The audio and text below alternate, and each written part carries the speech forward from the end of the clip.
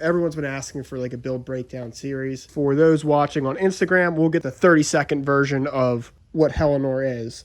For those on YouTube and things of that nature, we'll do a complete build breakdown video. So it's a Boss 429, and now it's probably about a 510. This was a Shelby that they decided that they wanted to drag. It was a dealership and they wanted to drag it. This particular guy that owned his car had his car for about 30 years, you know. So I watched this car for about a year, and it was up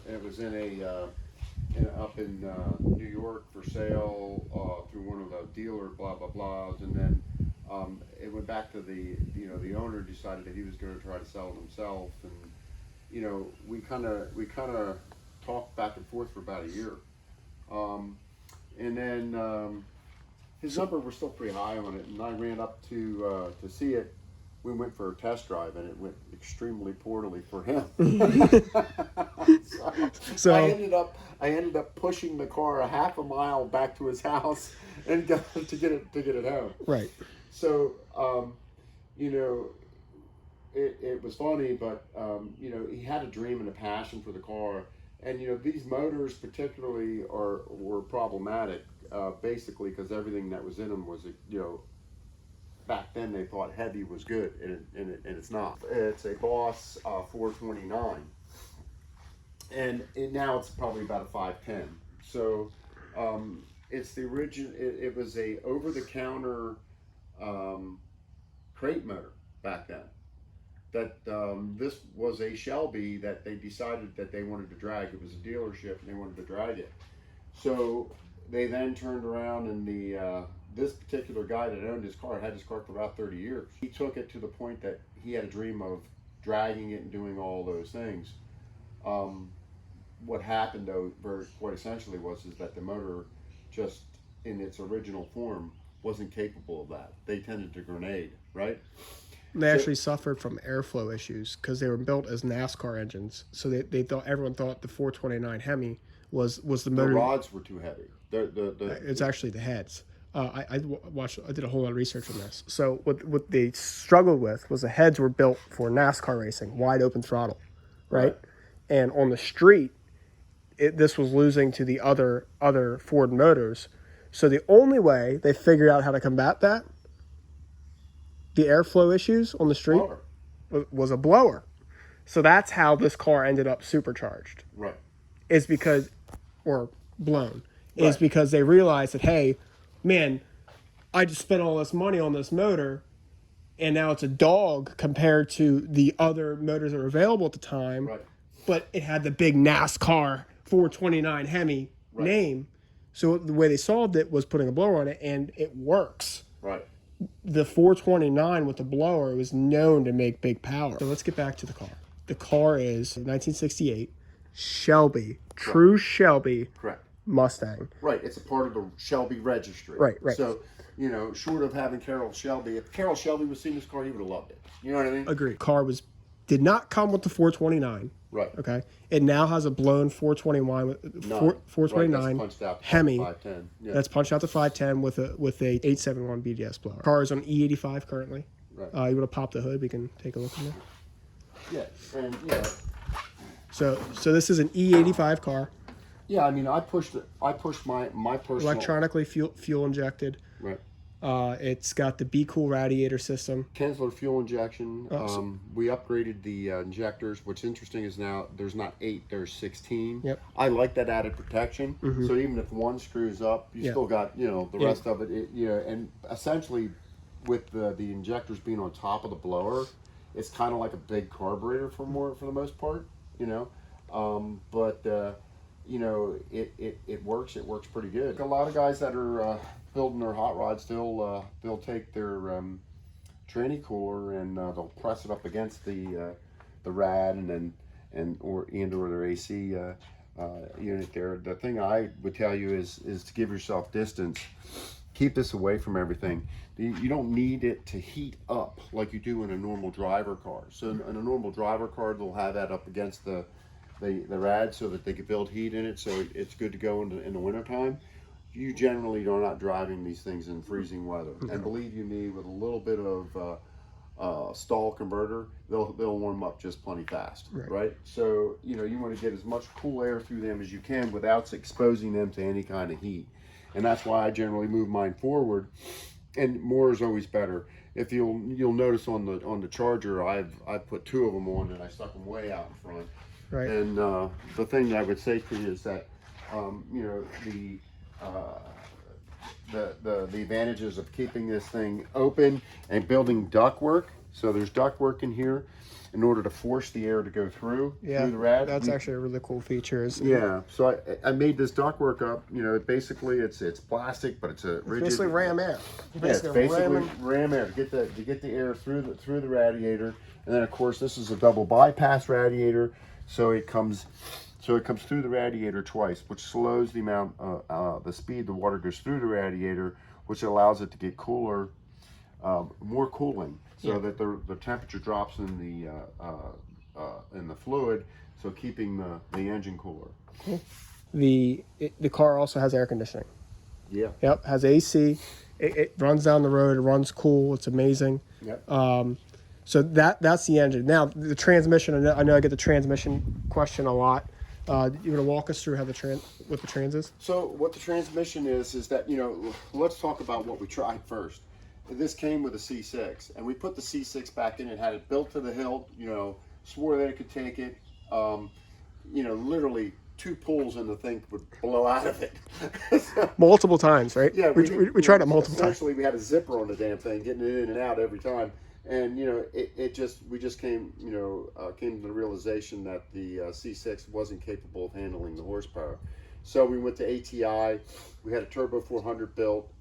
It's reverse manual shift. It's good up to 2,000 horsepower, and it doesn't downshift. It doesn't do any of those things. It's just strictly shit and get. Right. But so can you explain what a reverse manual transmission is? Sure. So Reverse manual shift. Sorry. Yeah. So the simplest way to look at this is that come in here and you start out in first gear, and then you shift backwards towards you. Yep. Right. And then in the third. Now the reason for that is so that when you're in the middle of a pull, you never run the risk of missing and going into neutral or reverse. Right. So, once you're in, you just start pulling towards you. It is a very. This car does not have overdrive though. What's that? This car does not have overdrive. Not yet. Not yet. Not yet. Cool. So that I have them on. I have it on the other ones, but I don't have it on this one. So that's the engine, the transmission. What about the rear end? I know we just finished the rear. Yeah. So basically, sent the housing out to Mosier. They filled it, sent it back, and it's as I prefer a locker for the street, so it's a locker. They're a little noisy, but generally speaking, I found them to be extremely durable on the street. There's other ones now that are a little more durable, they tell me, but I don't like experimentation. I like to go with what works. Yeah. So every time I go away from what works, I end up in trouble. Right. It's not as good as advertised, right? So the Turbo 400, extremely durable. Mosier rear end. Mosier rear end with the locker. 35 spline axles. I mean, it's as heavy as I think I need to make this one for right now. Okay. And what about brakes? What for brakes? It's Willwood all the way around. Power brakes? Wheel disc. Huh? Power brakes?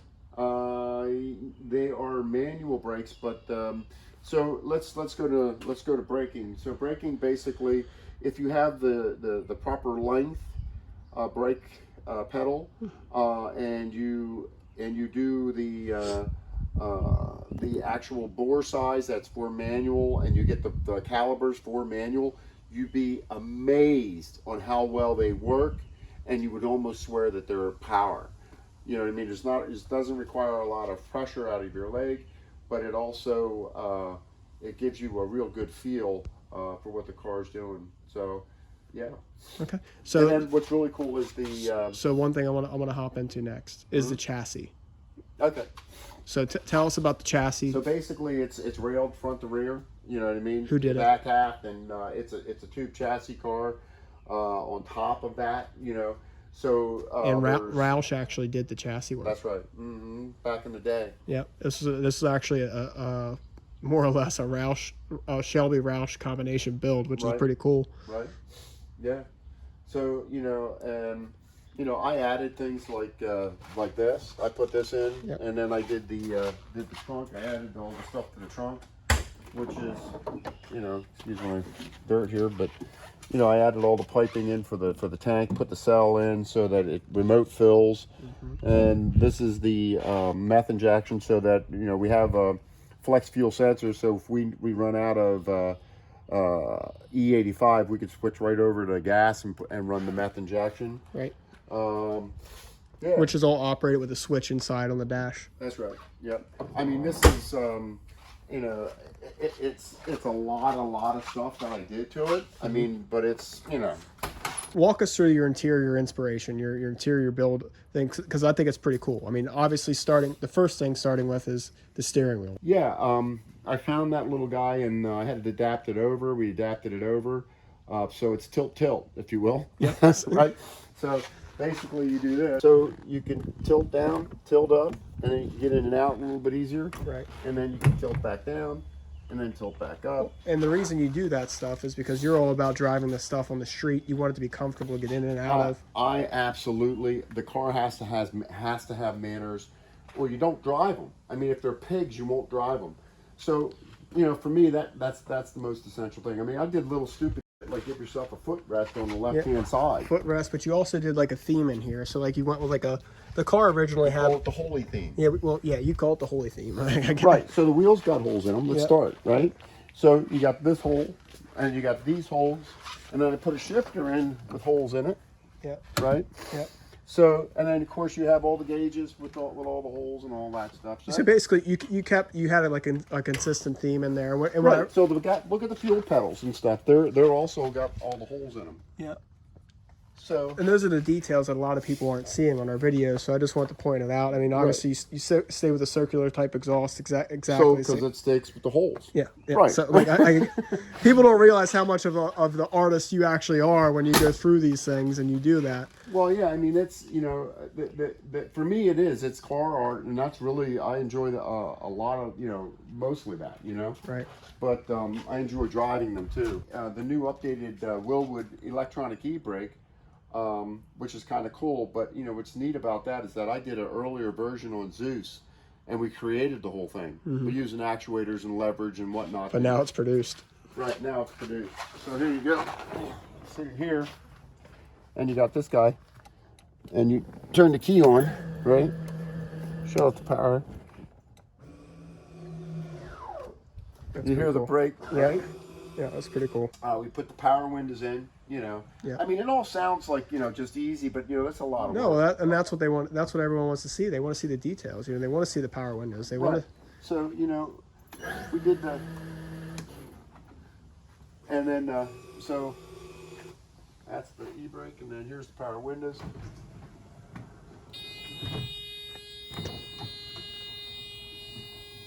And then that buzzer is actually one of your fail-safe systems. So if there's ever issue with fuel pressure, oil pressure, anything like that, that buzzer goes off and lets you know there's a problem. That's right. Yeah. So I don't have to stare at the gauges when I'm driving, and look down to see what, because when you're in one of these cars, you're like always wondering what's going on. I don't have to wonder because the car is going to tell me if there's something to look at. And you developed that yourself. Right. Yeah. I mean, basically it does fuel pressure, it does oil pressure, and it does temperature. Yep. So any of those, if it goes out of range, the system will come on and tell me, hey, look, go look at your gauges. Then you look at your gauges, see what's going on. Right. The other side of this too is like, okay, just a little thing like, I did this. I put this in for the meth injection. So to turn the meth injection on is a switch right here. Okay, but it's right next to the fuel gauge on the meth injection. Right. But this is the air conditioning. What's really cool? Is there's a little horse right here, right? Little Mustang. The little Mustang, right?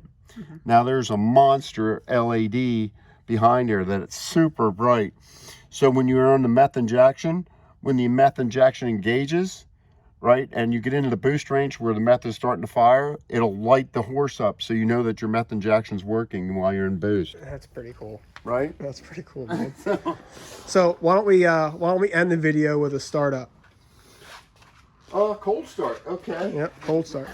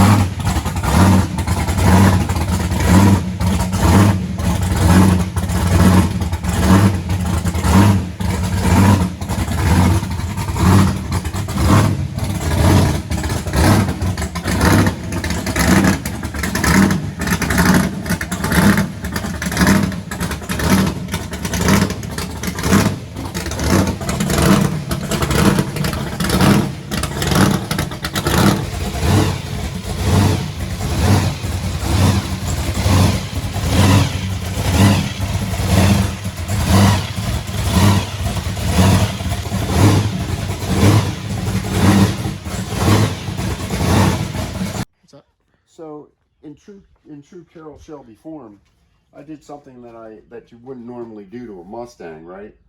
But I put in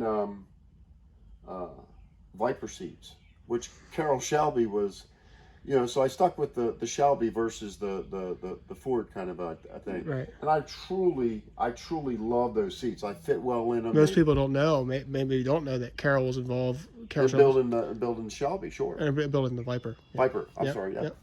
Yeah, and the other thing I would mention to you is that those seats have what's nice about them is that they have a pump up lumbar ball. So they're all manual, but they do everything that you would get. So here's like your little ball right here. Mm-hmm. You pump that up, and that fills up your lumbar. Right. Right, and then you have your seat here. You can clip this, and it tilts. So. And you know it bolsters you in there nicely. I mean, I personally think that it works out pretty well. So it's one of my faves. So awesome. Well, that concludes, I think, episode 1 of our build breakdown series on the Shelby. Now, obviously, we got plenty more content to come with this thing. Right. But that's for the car enthusiasts that want to know the details on the build. And we have a few more things planned for this coming up, but they'll have to stay tuned for that. We appreciate everyone. We thank you for tuning in. Thank you for the idea of what you wanted to see. And I hope you enjoyed this video. If you did, please smash that like button and subscribe for more. Thank you very much. I think that's good, man. Yeah. Say goodbye. Really? You want to talk no more? I think no. I like talking about the show. Yeah, I think I could say goodbye, Dad. Goodbye, Dad.